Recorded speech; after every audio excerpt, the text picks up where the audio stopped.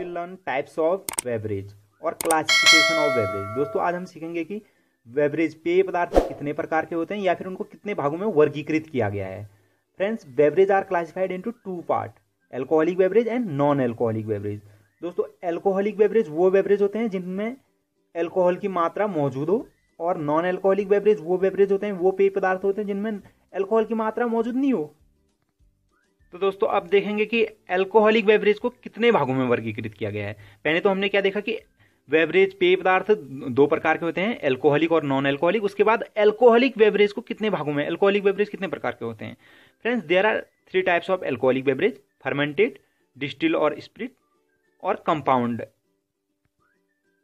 Fermented alcoholic beverage के example हैं दोस्तों beer, wine, cider and Sakya.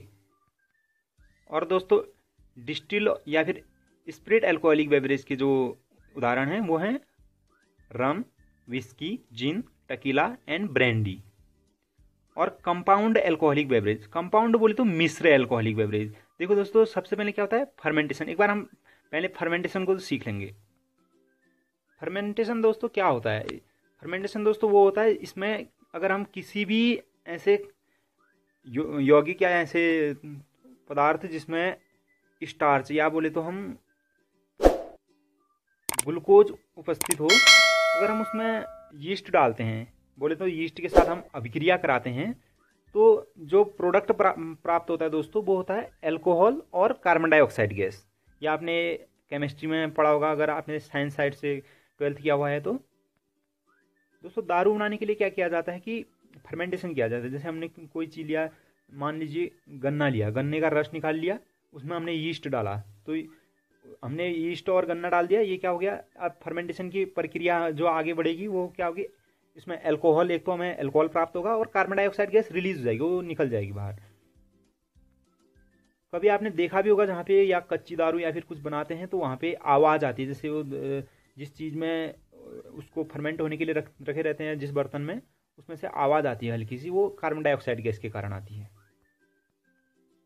Fermentation को समझने के लिए दोस्तों आप ये एक एग्जाम्पल के लिए इस केमिकल सूत्र को लिख सकते हैं, C6H12O6 प्लस यीस्ट अगर हम लोग कराते हैं।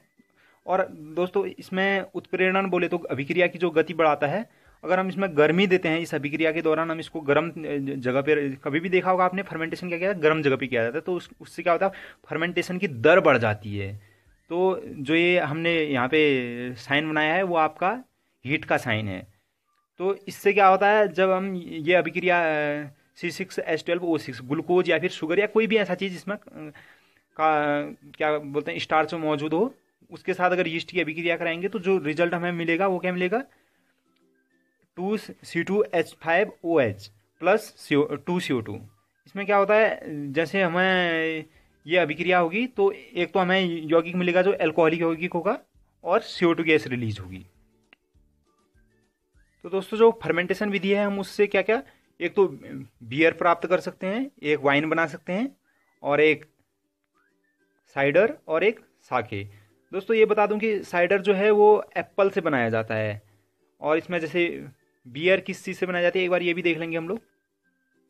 तो दोस्तों जो बियर होती है वो मेल्टेड बार्ले से बनाई जाती है, सड़ाए हुए जौ से।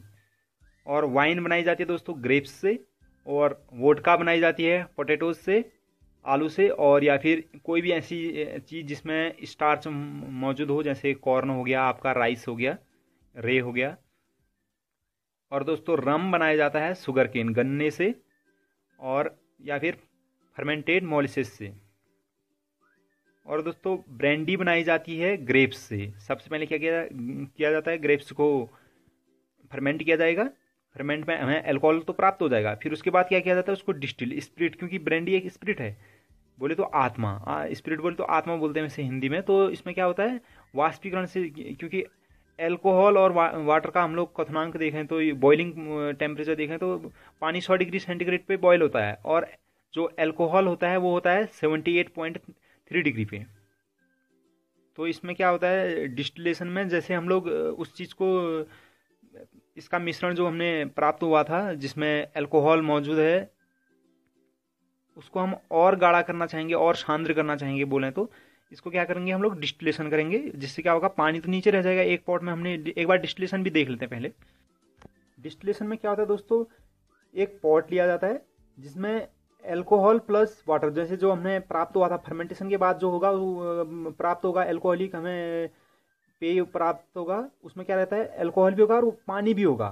वो केवल एल्कोहल तो होगा नहीं, तो उसको हम लोग गाढ़ा करने के लिए क्या करते हैं, क्योंकि पानी का जो बॉइलिंग पॉइंट होता है वो होता है 100 डिग्री सेंटीग्रेड, और जो एल्कोहल का बॉइलिंग पॉइंट होता है वो 78.37 डिग्री सेल्सियस होता है। तो हम लोग क्या करेंगे, इसके लिए क्या करेंगे, इसको गर्म करेंगे तो क्या रहेगा, पानी तो इसी में रह जाएगा, और एल्कोहल का 78 है तो उससे पहले पानी से। तो हम लोग क्या करेंगे, ये भी इसमें ध्यान रखने वाली बात है, अगर डिस्टिलेशन की प्रोसेस कर रहे हैं तो उसका टेम्परेचर हमें कांस्टेंट रखना होगा, कितना 78.37 डिग्री सेल्सियस। इससे क्या होगा, अगर हम इससे ज़्यादा ले जाएंगे तो फिर 100 डिग्री तक पहुंच जाएगा तो पानी भी उबलना शुरू हो जाएगा, वो भी पानी भी चला जाएगा इसके जरिए इधर। तो इसमें क्या होता है, अगर हम लोग डिस्टिलेशन में क्या करेंगे, 78 अगर इसका टेम्परेचर हमने सेट कर रखा है या फिर बढ़ भी रहा है तो उसको उतना ही लाने की कोशिश करेंगे। क्या होगा, केवल एल्कोहल ही एल्कोहल वाष्पीकृत होगा, क्योंकि उसका वाष्पिंग बॉइलिंग पॉइंट कम है। तो ये आपका वाष्पीकृत होकर अल्कोहल इसके जरिए इधर आएगा, और इसमें क्या रहता है, एक कूलिंग चैम्बर बनाया जाता है। ये हमने एक केमिस्ट्री में देखा भी होगा, पढ़ा भी होगा डिस्टिलेशन। इसमें क्या होता है, कूलिंग चैम्बर में इसमें आइस भरी रहती है, और इससे क्या होगा, जो वाष्प यहाँ से आ रही थी, जो एल्कोहल वाष्प के रूप में आ रहा था, इधर आके क्या हो जाएगा, पानी से ये आइस से ठंडा होगा, तो वो थोड़ा उसके जो वाष्प के जो अणु रहेंगे वो नज़दीक आने की कोशिश करेंगे और पानी बन जाएगा। तो पानी के रूप में लिक्विड फॉर्म में बन जाएगा, मतलब पानी तो क्या बनेगा, लिक्विड फॉर्म में बनेगा। तो इसमें हम लोग जो पदार्थ प्राप्त करेंगे वो होगा गाढ़ा पदार्थ प्राप्त होगा, जो कंसनट्रेट। इसमें क्या होगा, एल्कोहल जो हमें प्राप्त होगा, इसमें एल्कोहल प्लस वाटर था तो इसमें केवल एल्कोहल प्राप्त होगा। तो दोस्तों हम लोग देखते हैं, जैसे बियर है, बियर कम रहता है, देखा होगा आपने 8% उसमें अल्कोहल रहेगा, या फिर 4% या 4.8 इस टाइप से उसमें कम रहता है। और हमने देखा होगा रम, विस्की या ब्रांडी, ये देखते हैं इसमें 48.8 इस टाइप से रहता है। वो ज़्यादा इसलिए रहता है क्योंकि उसमें डिस्टिलेशन किया जाता है, उसको गाढ़ा किया जाता है इस प्रोसेस के जरिए। तो दोस्तों हम कहाँ पहुँचे थे, ब्रांडी में पहुँचे थे कि ब्रांडी किस चीज़ से बनाई जाती है।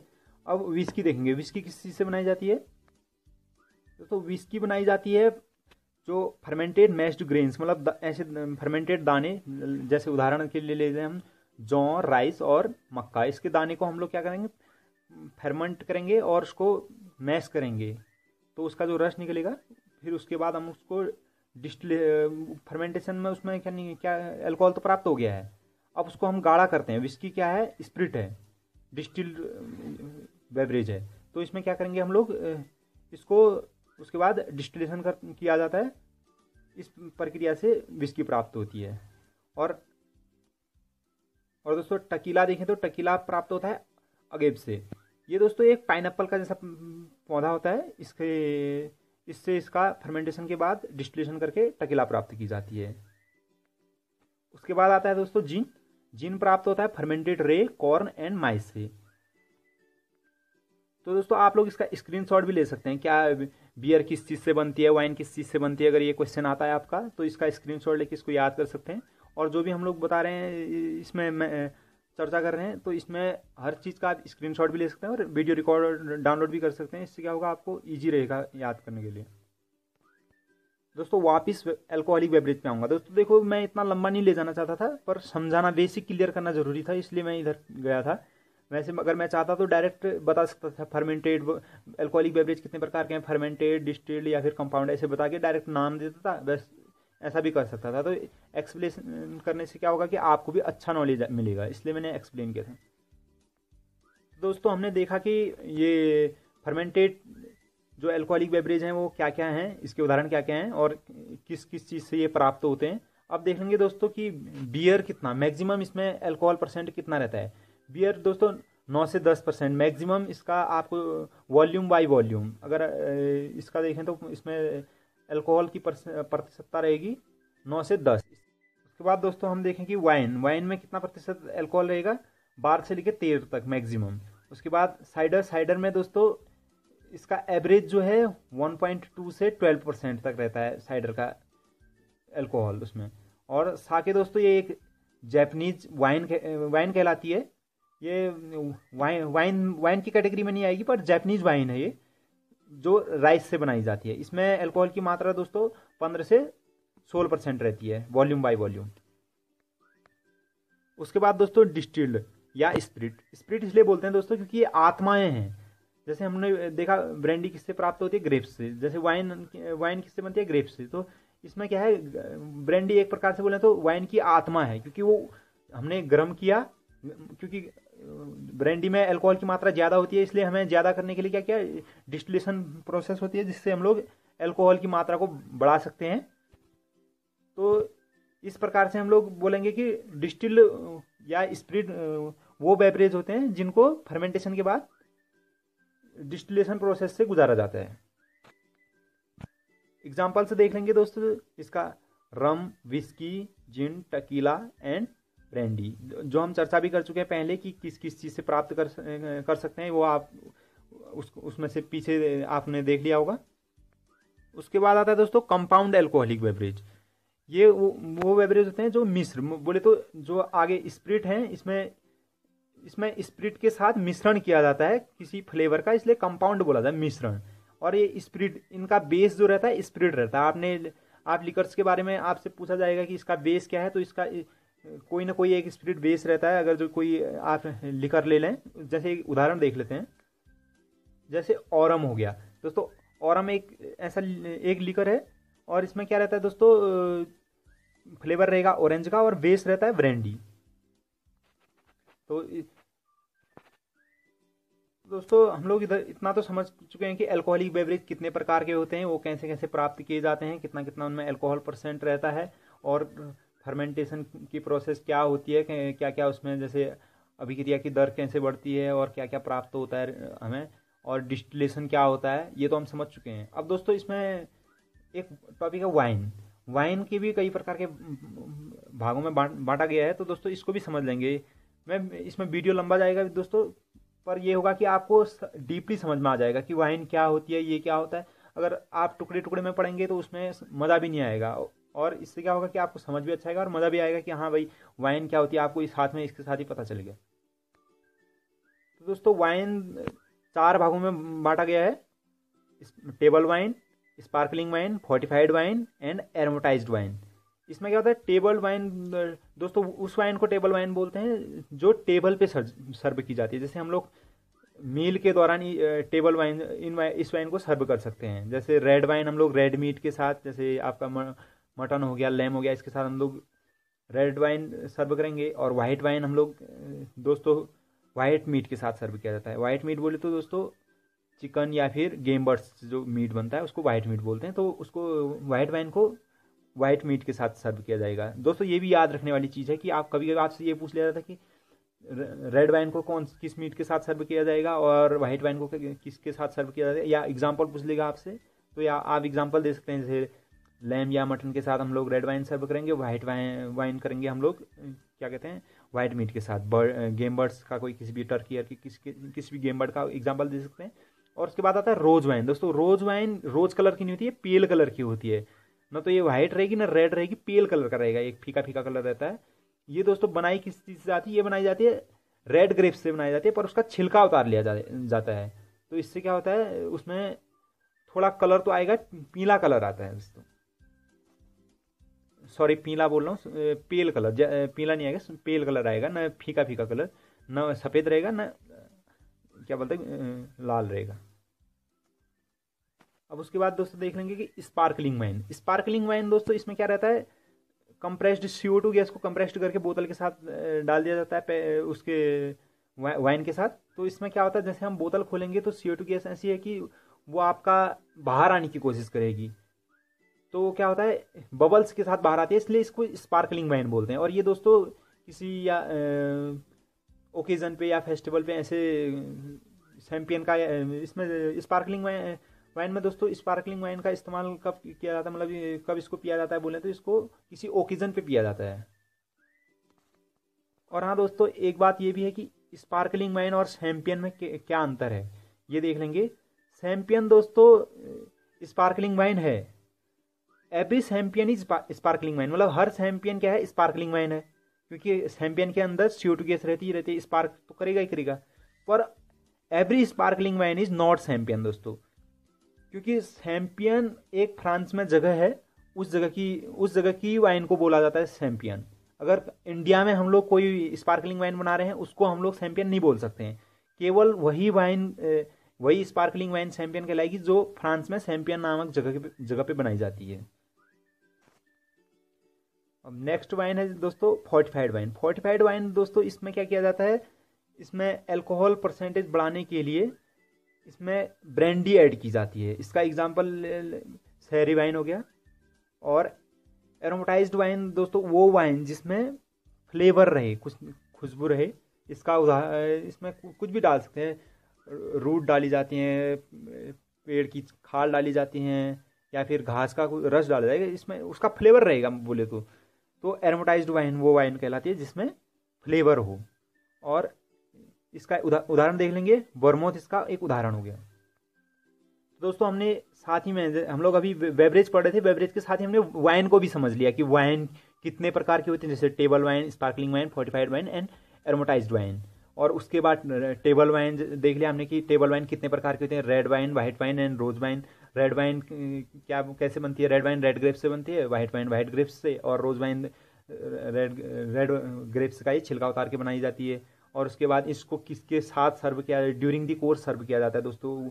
जो ये टेबल वाइन है, टेबल इसलिए बोला गया क्योंकि इसको टेबल में सर्व किया जाता है ड्यूरिंग दी कोर्स। खाना खा रहा है तो कोई गेस्ट खाना खा रहा है, उसके साथ अगर आप कोई वाइन सर्व करेंगे तो वो ये टेबल वाइन सर्व करेंगे, रेड वाइट और रोज वाइन। और स्पार्कलिंग वाइन दोस्तों कभी भी कोई आपने देखा हो ओकेजन या फिर कोई जश्न मनाने के लिए किया जाता है, जैसे कोई आप कोई चीज़ जीत गए हो या फिर कोई आपका शादी है, कुछ भी हो, उस ओकेजन में किया जाता है।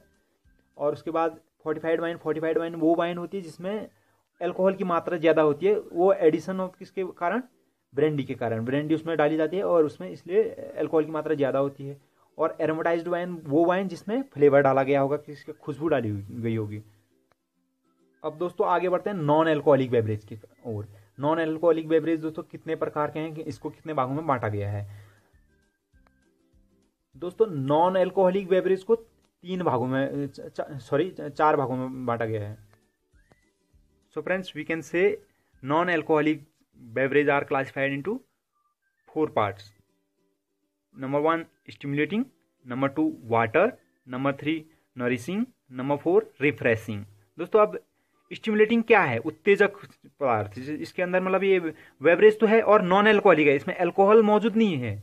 ये क्या काम करता है, उत्तेजक। या इसको जैसे टी और कॉफ़ी, जैसे आपको नींद आ रही है तो इसमें कॉफ़ी पी आपने, उसमें कॉफिन की मात्रा होती है। कॉफिन क्या करता है दोस्तों, एक ऐसा केमिकल है जो नींद नहीं आने देता है। और जैसे आप चाय पी, इसमें क्या रहता है, आपका खाना भी हजम करने का गुण रहता है इसमें। तो हम लोग ये कहेंगे स्टिमुलेटिंग। एक तो ये इसमें एक कैटेगरी होगी स्टिमुलेटिंग, इसमें टी और कॉफ़ी आती हैं। उसके बाद आ गया वाटर। वाटर को भी कितने भागों में बांटा गया है दोस्तों, 4 भागों में वर्गीकृत किया गया है। जैसे 4 भागों में सबसे पहले मिनरल वाटर, आपने देखा होगा मिनरल वाटर। एक तो वाटर होगा, एक मिनरल वाटर, और दूसरा स्प्रिंग वाटर हो गया आपका, और तीसरा आपका स्पार्कलिंग वाटर, चौथा प्योरीफाइड वाटर। दोस्तों मिनरल वाटर वो वाटर होता है जिसमें मिनरल्स ऐड किए जाते हैं बाहर से। जैसे एक तो आपने पानी लिया, उसमें मिनरल्स कम होंगे तो बाहर से थोड़ा मिनरल्स ऐड किया जाता है। कोई सारी कंपनियां इसमें अपने मिनरल्स वाटर बनाती है जिसमें मेंशन किया रहता है कि कितना, कौन सा मिनरल कितनी मात्रा में डाला गया है। उसके बाद स्प्रिंग वाटर दोस्तों, झरने का या फिर स्रोत का जो बहता हुआ पानी रहता है उसको स्प्रिंग वाटर बोला जाता है। और तीसरा आएगा स्पार्कलिंग वाटर। जैसे आपने सोडा देखा होगा, सोडा में क्या रहता है, CO2 डाला रहता है, तो स्पार्कलिंग वाटर वो स्पार्कलिंग वाटर कहलाएगा। और तीसरा आएगा दोस्तों प्योरीफाइड वाटर।